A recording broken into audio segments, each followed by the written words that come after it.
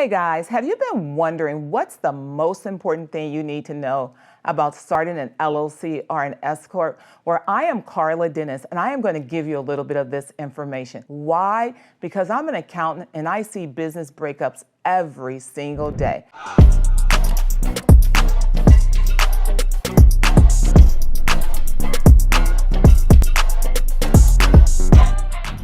Business breakups are harder than a divorce.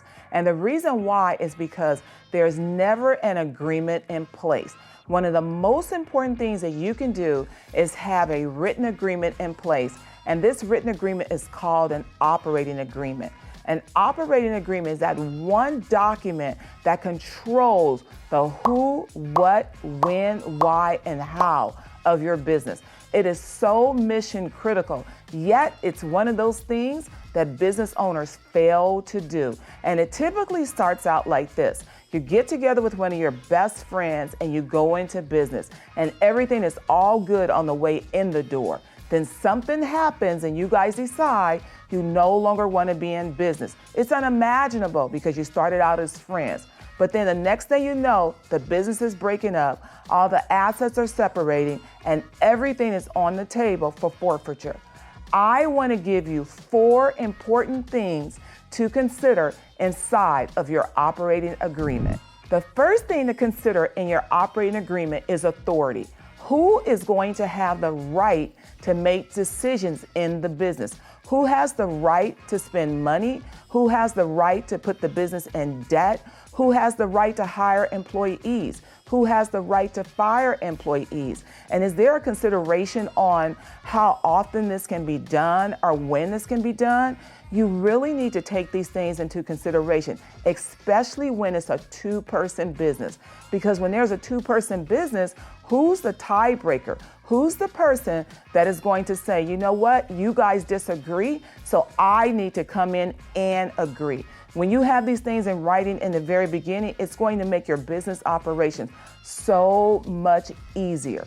Typically, when you start a business together, the people come in with different skill sets. For example, I'm an accountant and I may go into business with an engineer, but that doesn't mean that the engineer doesn't get to make money decisions.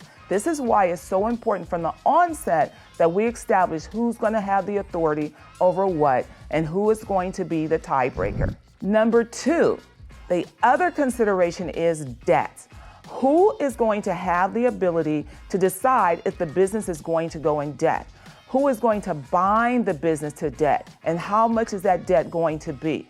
You cannot even imagine how much this breaks up businesses, just like it breaks up marriages. Money is a really big thing. So from the very beginning, you need to establish at what time the business will take on debt.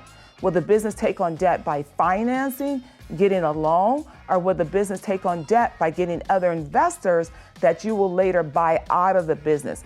Having these conversations up front, documenting them so that when you're in the heat of the moment, is going to make sure that your business can flourish for years to come and that you're able to keep your business capitalized, meaning money in your business along the way so that your business can progress. The third thing to consider is taking money out of the business. I cannot tell you how many arguments this causes. And the reason why this causes arguments is typically because when people go into business together, one person's the money person and the other person usually is coming in with the knowledge base.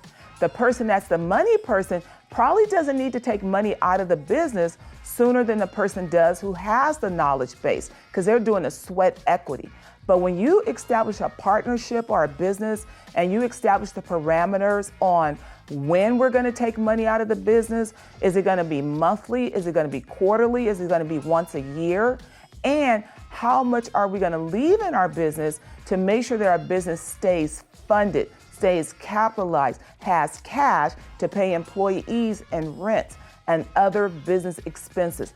This is very, very important because I can tell you from sitting in the accountant seat, I see this all the time. I have a client right now whose business is going through a divorce over them not being able to take cash out. They never came up with an agreement in the beginning. One partner wants to take cash out right now to do something with his family. The other partner is saying, no, leave the money in the business for future investing. But when you establish these parameters up front, and absolutely you can modify them, at least you have a roadmap that is going to prevent you from getting in a slinky and prevent your business from going through a divorce. So make those decisions from the very beginning. The fourth item that you need to consider is the business exit strategy.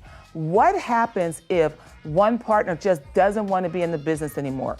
What happens if one partner goes through a divorce?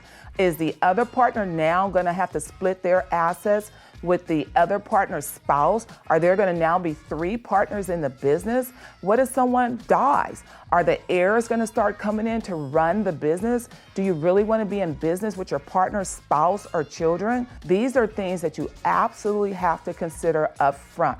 Because, and you own business, that's an asset. And assets pass down to heirs. So unless you want to be in business with your partner's family, with your partner's spouse, with your partner's kids, you want to make sure that you get all of these things ironed out in the very beginning.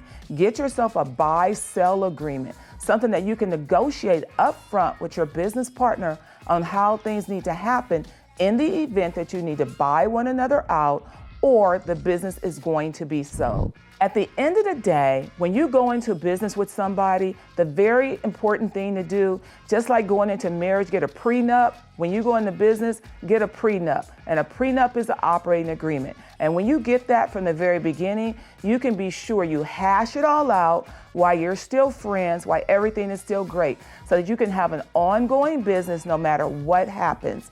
I just want to tell you another really quick story. I have another client right now. They have a great business. Their business is breaking up. And guess what? They have a name associated with that business that is extremely valuable. Because they cannot agree, the judge has said nobody gets to keep the name of that business. What a tragedy.